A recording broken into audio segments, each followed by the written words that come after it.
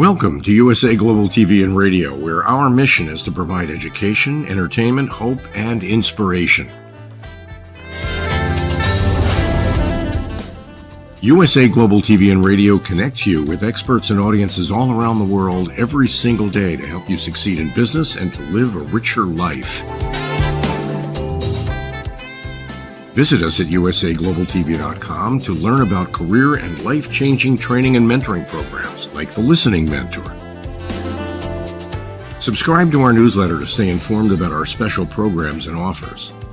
Discover how you can become a guest on one of our shows or a host or producer of a USA Global TV and Radio show of your very own. That's USA Global TV and Radio, where the doctor is always in.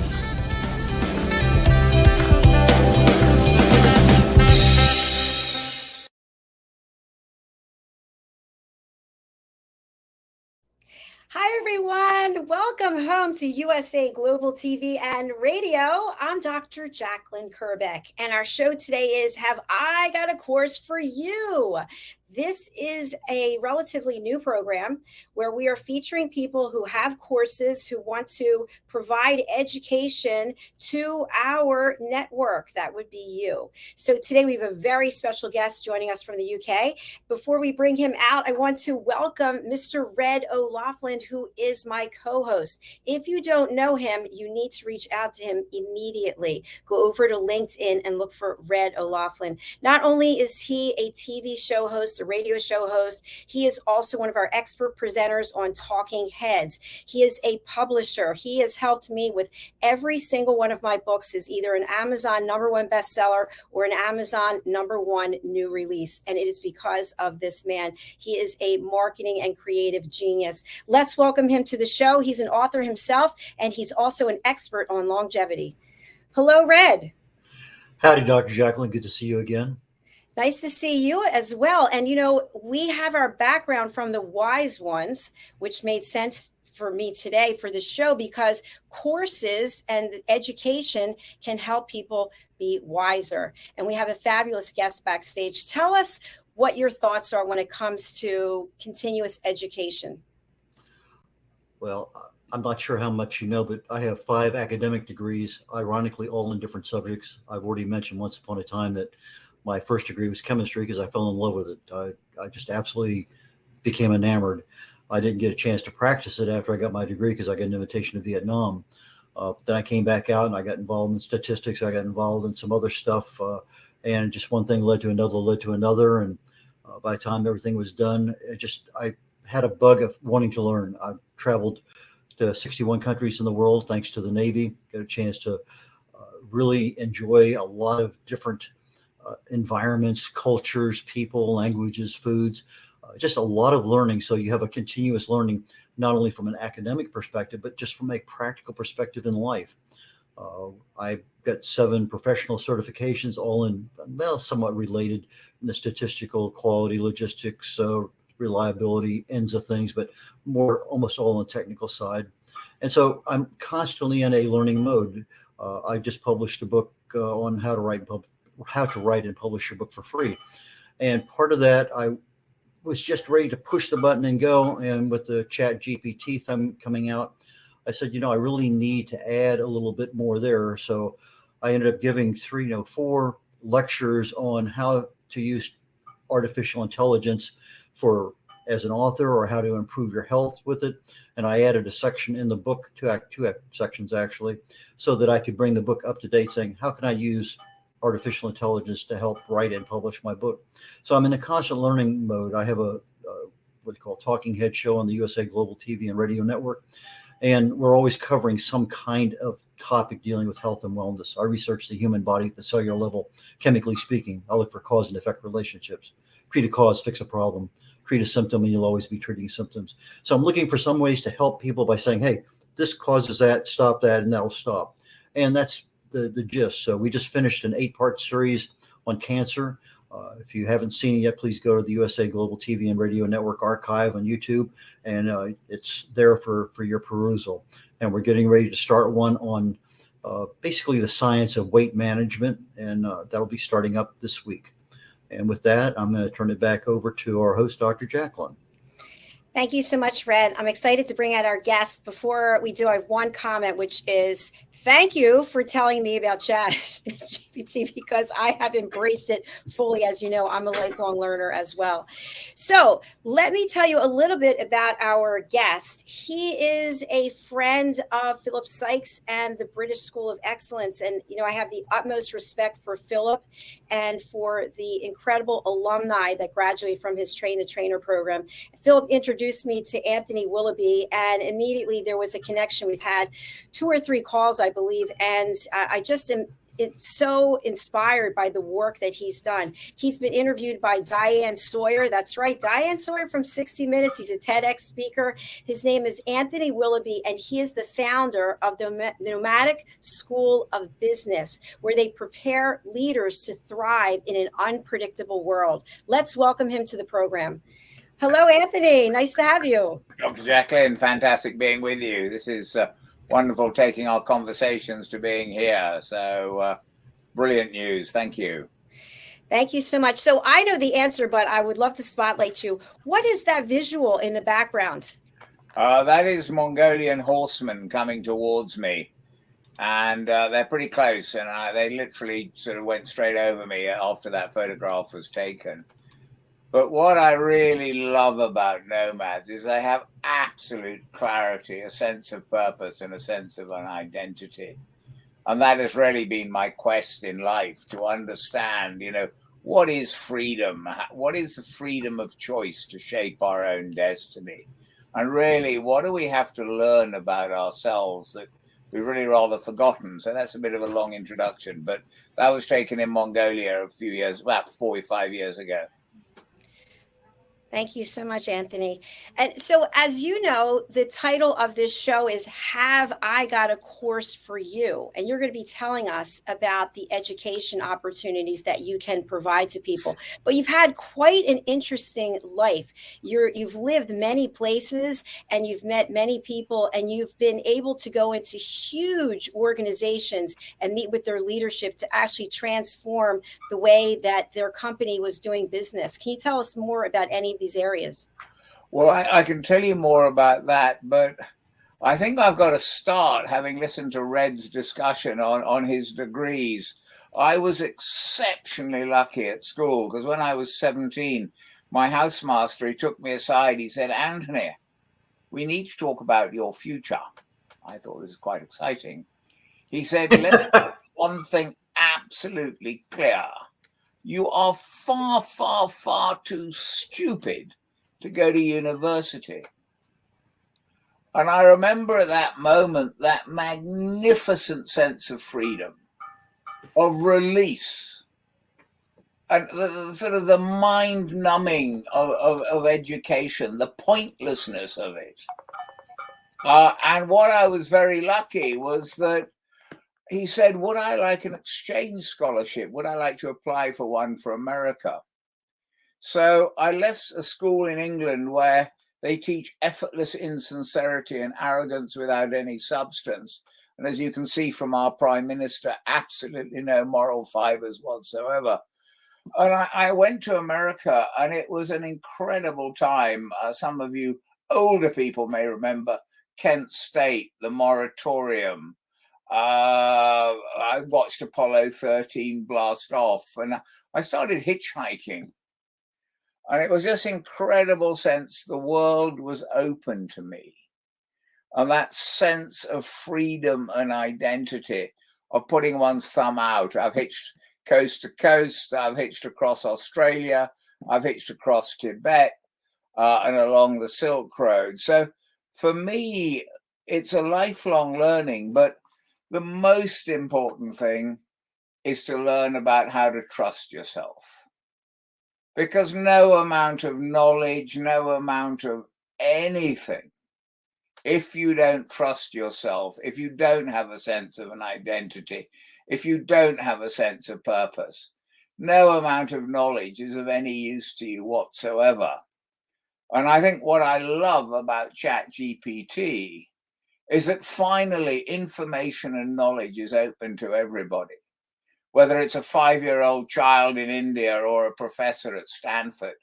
The only difference is the child in India has got ambition, purpose, energy, and they're going to do something with it. So for me, what we need to do is to go in search of wisdom. And that is what I've spent my life doing, is looking at what do I need to learn about myself and the laws of Mother Nature if I want my freedom of choice to give me a sense of identity. So again, my apologies, Dr. Jacalyn and Red, for a rather long answer. Anthony, one of the things I really loved in doing a little bit of research about you was, and you just briefly touched on it, substance with or without arrogance. And I thought that was such a unique ability to, I think you said it was like a aha moment, epiphany, when you finally met the Messiah and you kind of saw, wow, there really is something different. And that part just kind of, that just stuck with me. And you're absolutely right. I mean, that was really the beginning of it. I mean, I left England, on the Trans-Siberian when I was 22. I got a one-way ticket on the Trans-Siberian Express, and I arrived in Yokohama by boat. And that was really sort of in search of a Rolex, I would say. That, I wanted to get a bigger, brassier Rolex than my father. And after about 5 years, I had it, and I'd been going out with a girlfriend. So I thought I'd go and live in Singapore because I rather thought that, I was so successful, everybody would love me. And all of a sudden they didn't. And so I said to my girlfriend, Sue, come and join me. And she said, no, you're joking. I'm having fun in Tokyo. And all of a sudden I realized I might own the Rolex, but actually I had absolutely no purpose or identity. And I started trying to see what else do we really, really need in life. And this sort of leads into the camel safari I was on in Kenya. And a couple of times I got lost in the bush and I was absolutely terrified that I was going to get eaten. But each evening I would see these Maasai and they would just wander into our little encampment. And as you said, what I saw is they had substance, they had humility, they had humanity, and they had this magnificent presence about them. And I thought, wow, why don't I have that? Why wasn't I taught just to be naturally comfortable and confident? So that was the beginning of thinking, well, what is it that we've really lost in the West? It's all around what we own. So I thought I'd go off to Papua New Guinea. And so when I got back to Tokyo, I went to the Papua New Guinea embassy. And that's when I met Joseph Nombre, the Papua New Guinea ambassador to Tokyo, who actually remembers first contact. And I said, sir, what is it you've got that we've lost? Sort of, what's the secret to life? He looked at me bemused and said, I really don't know. Wouldn't you like to go to my village? So it was really sort of about 3 months later, there I was in the highlands of Papua New Guinea. And it was sort of, I started to see people there with presence, but I started to learn a bit more. And I started to learn that, they have big feathers, but, a big man has many feathers, but, a bigger man can hand out his feathers. And I started to say, well, that's fascinating. Then they talked about the spear. You have to earn it. You can't buy it. You can't sell it. You can't give it away. You have to accept the responsibility of the spear. And, I can ask you, Red, you know people who hand out feathers and you know people who keep them, don't you? Absolutely. You know people who've got a real spear that they've earned, and you know people who've got a plastic one because they haven't earned the authority that goes with it, right? You're absolutely correct. And so it started to make it realize that actually deep inside our brains haven't changed for, tens of thousands of years. So actually our instincts are still there. So I started to learn from that. Was when I got back to Tokyo, I asked the ambassador, what is the single most important thing in his life? Thinking he'd say, my house, my car, my everything, what I own. And he just looked at me and he said, it is my territory. And then he drew a map on the napkin. I remember it well. And for the next 2 hours, he talked about his culture, his identity, and his purpose.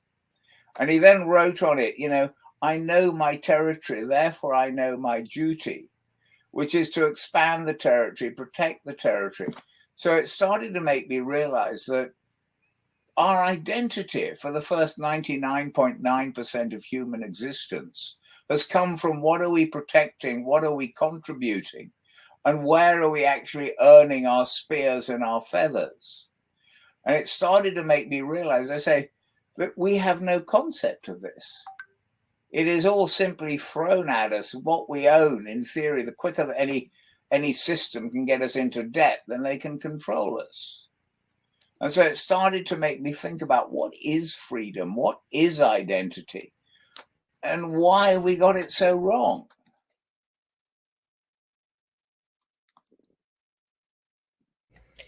I think it's fascinating. The things that you're talking about should be so innate. They should be just, but we get so consumed with things and status and who has more and who's gone more places and who has bigger Rolexes and who has more Rolexes that we forget when it was the days of the cavemen, for example, and they had to forage, they had to fish, they had to grow, and they had to protect what it is that they had.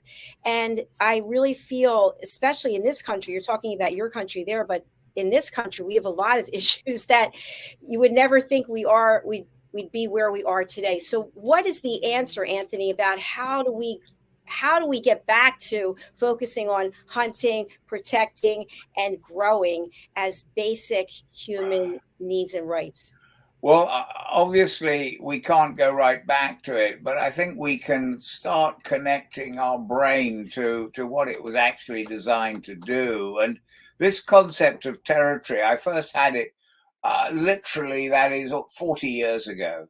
So when I first heard about territory, that's when I started going off on different journeys and expeditions. And then in the 80s, I opened the first outdoor team building and leadership development companies. And that's when I saw you can build a team quite easily. You give them some beer, give them some tasks, and they all love each other. But they all sort of say, where do I fit in? Where do I belong? Where am I recognized? Why am I not given leadership? So I thought, well, Thomson and Reuters were about to start working together. And they said, look, we don't want a team building thing because we don't know each other. What we want is to understand each other, what we're trying to do. So I said, well, look, can I try something with you? And the chap said, yeah, of course you can. So I've got some maps drawn by people in Papua New Guinea. And I said, look, these people in New Guinea know exactly what they're hunting, protecting, and growing. And they know the community and who sits around their fire. Here's a blank sheet of paper. Will you draw your territory? And that's what I have found fascinating. That's what I've been doing for the last 25 years on 5 continents, asking thousands of people, whether they're executives in homeless centers, billionaires in America. And everybody I have discovered can draw a map of how they see their world, their rivers, their mountains, the swamps they need to get through, the trees that they need to grow. What do they have to grow? And what I've discovered with just these very, very few icons of, what are you hunting in your life? Really, do you know it? And yes, you want a Ferrari. No, that's not what you're hunting. So what do you want to be recognized for? What is your quest that you want people to say, wow, Dr. Jacalyn, your vision is phenomenal, which it is. I know what you're hunting. You're hunting to give people a voice, to give them identity. That's what I believe you're hunting. And Red, I'm sure you're just the same. And therefore, what are you protecting? Well, you're protecting your community. And what are you growing? You're growing the strength of that community. And what I've discovered, it doesn't matter who you ask. Absolutely anybody can draw a map showing the rivers, the mountains, and the swamps. And what are they hunting, protecting, and growing? And then you ask, so who sits around your fire? Who really, really sits around your fire? And why are they there? And what do they bring you? Wisdom, knowledge, and experience. Do they bring you those feathers, or do they bring you the spear? They take that responsibility. And I've discovered that just with this simple way, these simple approach, that anybody can start to talk about what is really, really important to them. And that's what I've found fascinating, because it crosses all cultures, all barriers, all languages, because deep, deep, deep inside of us, I believe we're tapping into our natural instincts that have been restricted and removed by Western civilization, which is, get a Ferrari, get in debt, and then you'll be beholden to the government. So true. Absolutely. Anthony, I'm really intrigued about this map concept, and you and I have spoken about it before. So how is it that you work with organizations, and you've worked with some of the biggest names in the world, actually? Yeah. For people out there who are thinking, wow, I'm interested in this concept, how does it work? It's simple. I mean, it's sort of simple and complicated. It's taken me many, many decades to perfect its simplicity. But we really just give people, we ask them, who are they hunting? What is their territory? And then we simply ask people to draw a map. And obviously we then help them facilitate that map about what are they hunting? What are they protecting? What are they growing? Where are the rivers in their life? What do they need to do? And just through this methodology, people can start to have conversations. Because for me, I've just been talking at the European Mentoring and Coaching Conference in Prague, because how can anybody coach or consult anybody if they don't actually know what that organization is hunting, protecting, and growing? Because in theory, we need to know what our clients are actually doing.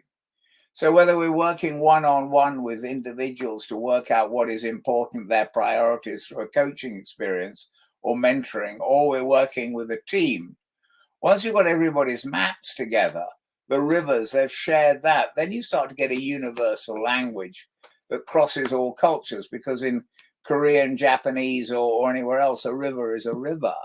And so you can start to create that language. So we work with organizations, they get in contact with us and they explain, this is what we'd like to achieve.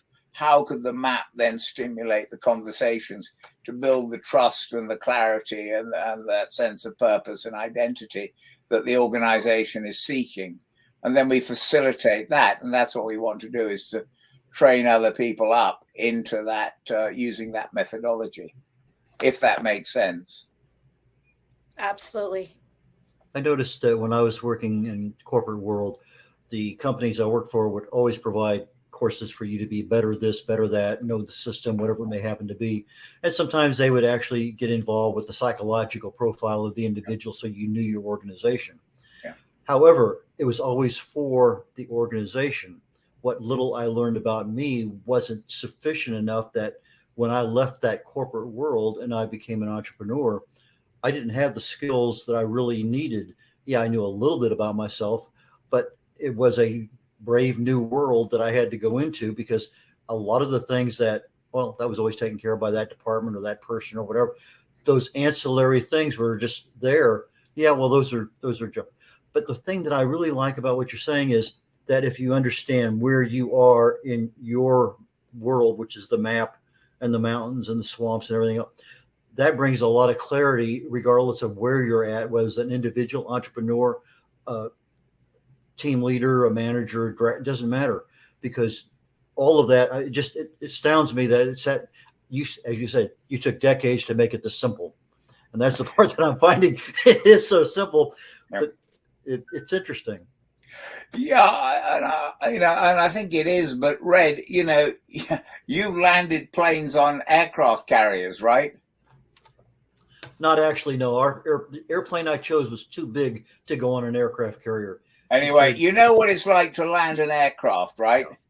Yeah. I've done a fair amount of skydiving, etc. You either skydive or you land the plane. You don't half do it. Yeah. And I think this is what people forget. They think they go on a course on leadership and they can therefore lead.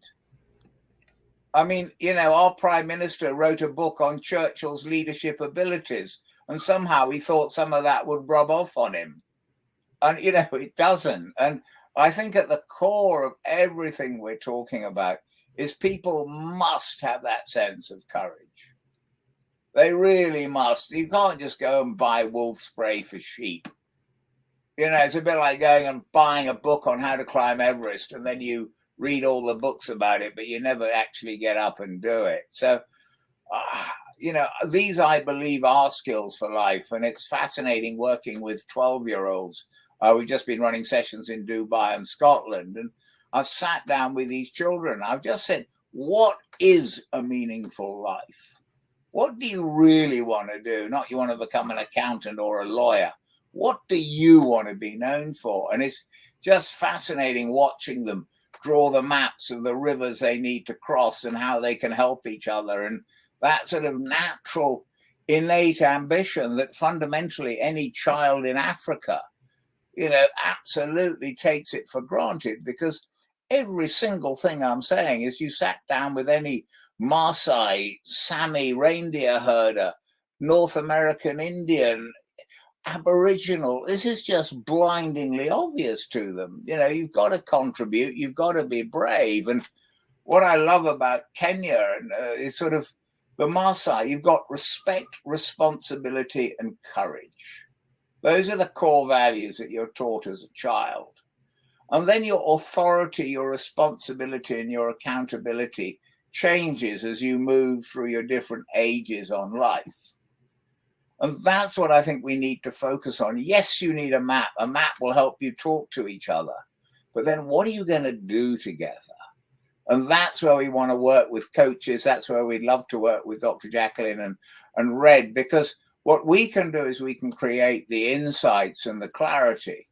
But what we really can't do is the activation and the guidance. So that's what we then want to partner with people who, once they've got the map, the operational map, then they can start to help them on what they actually have to do, just as you would be using military maps in Vietnam or wherever else you're chasing submarines. Thank you, Anthony. I just have a follow-up to what you said, because it reminded me of something when I was in corporate. I remember that the key question that we were told to ask senior leaders was, what's keeping you up at night, sir, madam? And what I found, and I think what our executives found, was when we would ask this question, the leader would give the information, and we're trying to fit it into a box of what it is that we provide. So we're looking for key terms to think, okay, I sell this, I provide that, my service is this, and we're missing the whole conversation because we're making it about us. And so with what you're describing with the map, I'm sure that people, they have to be able to listen, and they have to be able to think about the entire scenario, not just their part of it, not just their river, not just their swamp. Dr. Jacalyn, you're absolutely spot on, because what they have to think about is the whole ecosystem. And the real trouble with business is it's just simply full of jargon. I mean, I've got a magnificent map drawn by the chairman. We're heading for paradise. Everything is fine. We then went the next level down, and all they drew were islands, broken bridges, bullshit bridge, fantasy applications. And the entire organization, there's just no context to organizations. They're meaningless. There is no real understanding. It's just full of jargon and sort of academic gibberish. I mean, it's what are we hunting? Why are we existing? What is those values? What is the identity of our organization? And it takes courage to deal with it. I'm sure, Red, you've seen it, in the military the entire time. You see courage. Sometimes it's forced upon you. Sometimes it just happens. But the part that resonated with me when you're talking about the kids, 12 years old, and they're making their map, but that assumes a level of parent, community, church, whatever you want to call their early life, their experiences, their learning, education, whatever. They have some purpose, and they know where they're going to a degree, even as a 4, 5, 6, 7, 8-year-old. But from what I'm observing nowadays, I just don't see that younger, under 10 years of age, getting that direction or getting that experience or exposure It just seems like a lot's left to, oh, here's a cell phone, there's a TV, whatever it may happen to be. It's not as structured. It's not even willy-nilly. It's just left out. I think you're absolutely right. I think it's completely, totally, and utterly left out because people don't value it. But what I found fascinating is that 8-year-olds, the way they're able to articulate, and this is obviously working with private schools in Dubai and in Scotland, but I've worked with some very deprived schools in theory in Alloa, in just outside Edinburgh, and they could draw their maps, they could explain them, the teachers drew their maps, they had fabulous conversations. And we've got schools that want to put a map in every child's hand, because I think these are genuine life skills. We go through life worried about this. We're always in a swamp, or how do we get out of this swamp? Why have I got myself back in it? I think we've got to teach people from an early age. Every time you go to a new position, you're going through a swamp because you don't know where your points of reference are. So I think these are very important life skills that we need because they're instinctive.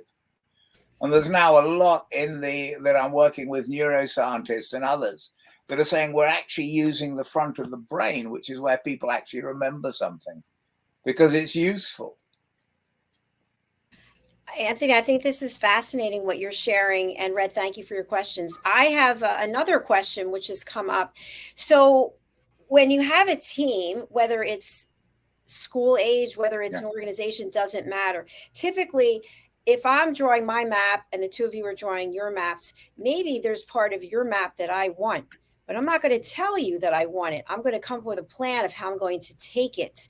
And so even though we're team members, we have our own ambitions and our own drive, but we might not be communicating that. How does this come out, or does it come out in the process that you've created here? That's a really, really good question. Do keep me small because I want to look at you when I'm sort of chatting about it. But that's a really good question. You can only do mapping if you're working with a leader who's got some courage. So in other words, the leader has got to say, look, in this room, we've got 400 years of experience in the IT industry. We've got huge challenges ahead. We've got to meet these financial targets. We've got to get our customers. How are we going to do that together? And basically, the leader draws their map exactly the same way as the others, but they always show their map last. So once people have drawn something that is controversial, they haven't got the leader on the map. They see a drought, they see a swamp, they see everybody falling off a cliff. The leader says, that's a really, really interesting point you make. So what it does is it gradually lets everybody feel, wow, I'm being listened to. And once people can feel they're being listened to, then you can start to have a flip chart. Let's go through the key points. Which ones do we want to vote on that we need to do? Which map do you think really best represents our future that we can all contribute to achieve those goals? So it's a way of creating a dialogue that is metaphorical, and therefore it is far less controversial and conflicting. Dialogues are left out too many times, especially when you're trying to solve a problem or to get whatever it may happen to be.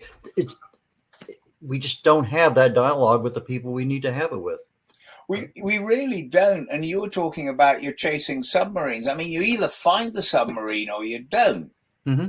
Right? I mean, you know what the parameters are, whereas in business, it's all metamorphous sort of, what are we really trying to do?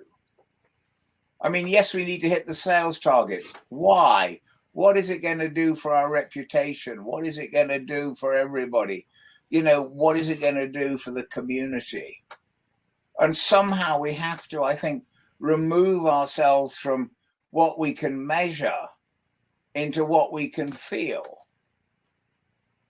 Anthony, I feel like you just hit on a very key point, which is many times there are goals and objectives that are passed down the line, especially to the sales organization. And then the team hits their numbers only to find that the numbers have been increased. And there's no explanation as to why the numbers are increased. And then you have to keep doing it. And then they lay off a big portion of the sales team and they bring in younger people because it's less expensive.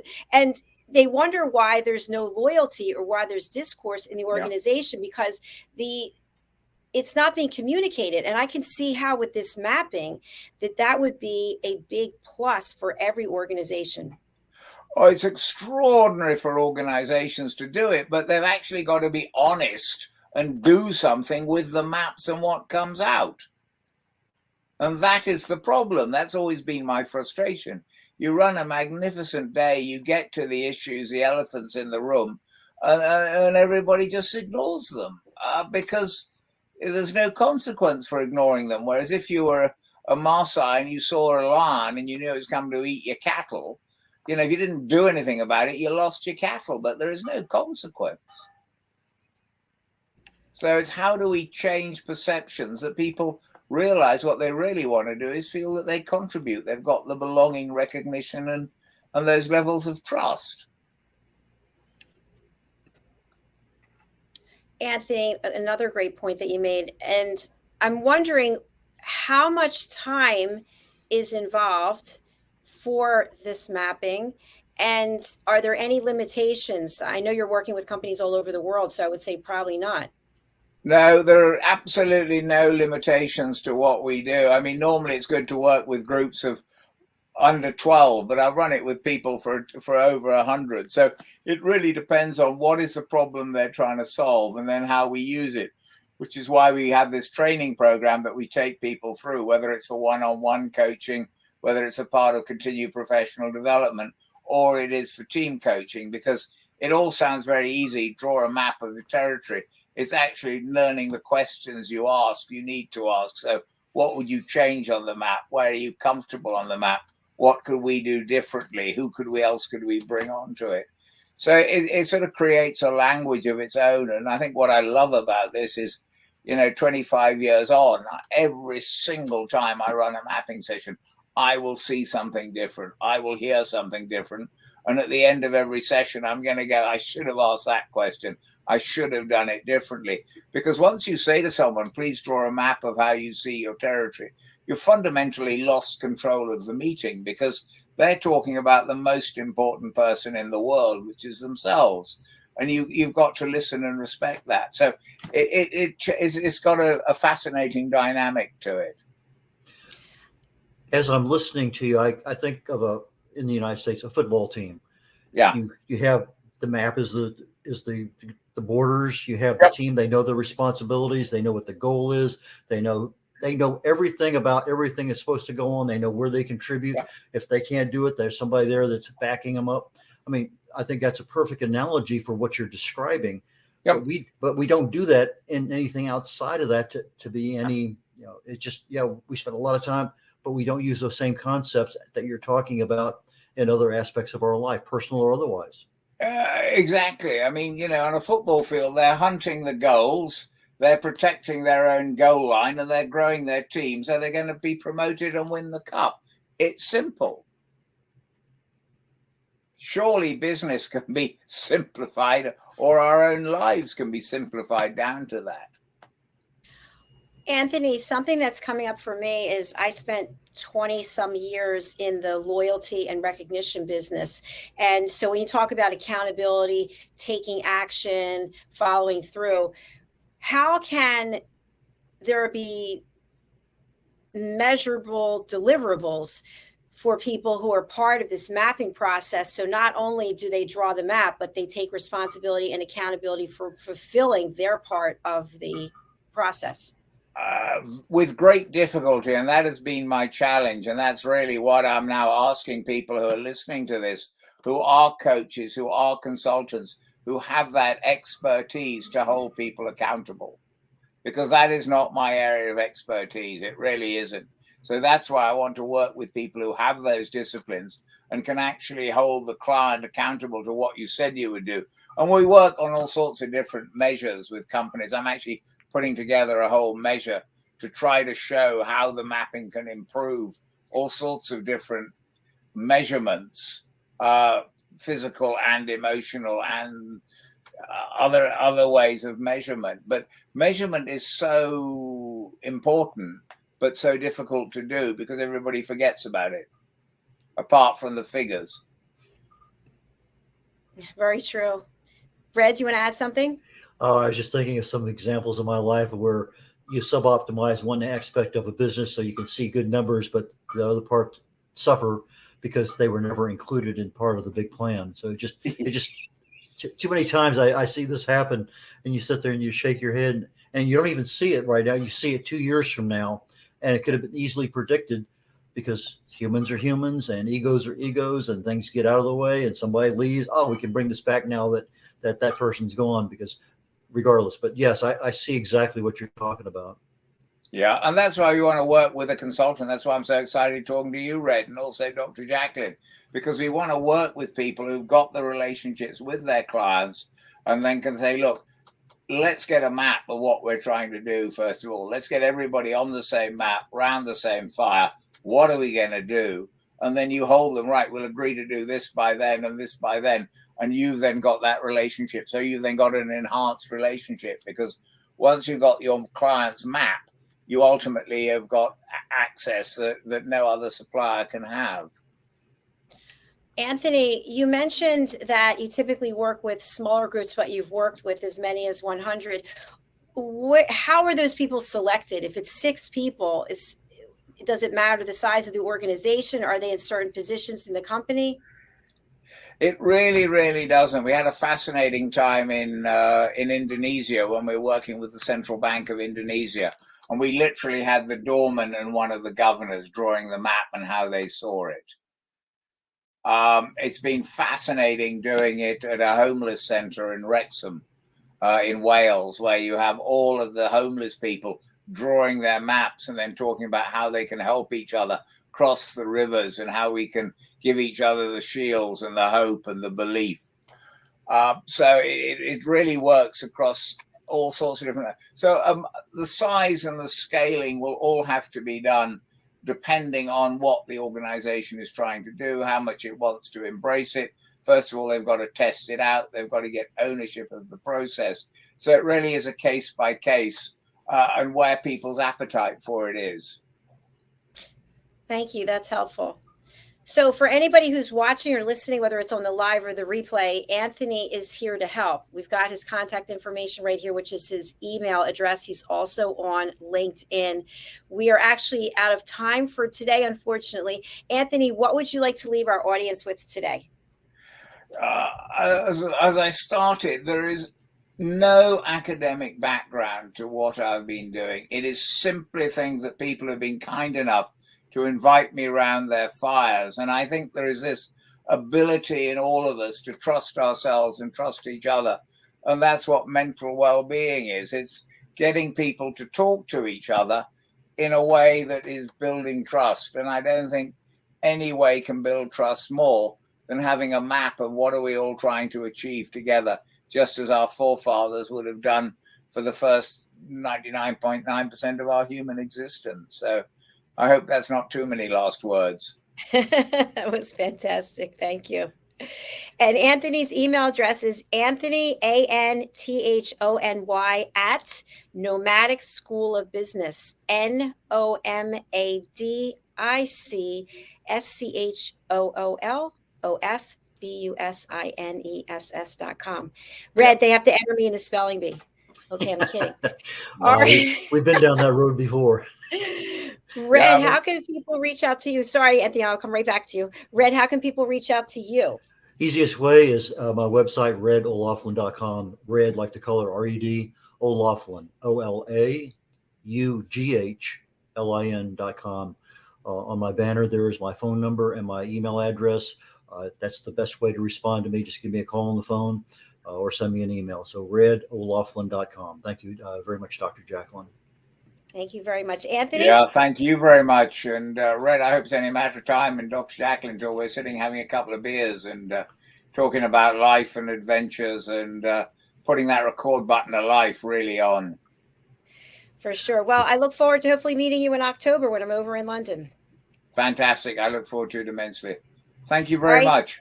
Thank you. Thanks, everyone. Our next show is coming up. It's books, blogs, and poetry. We'll be right back. Bye, y'all. Thank Bye. you. Cheers. Bye-bye. Cheers. See you soon.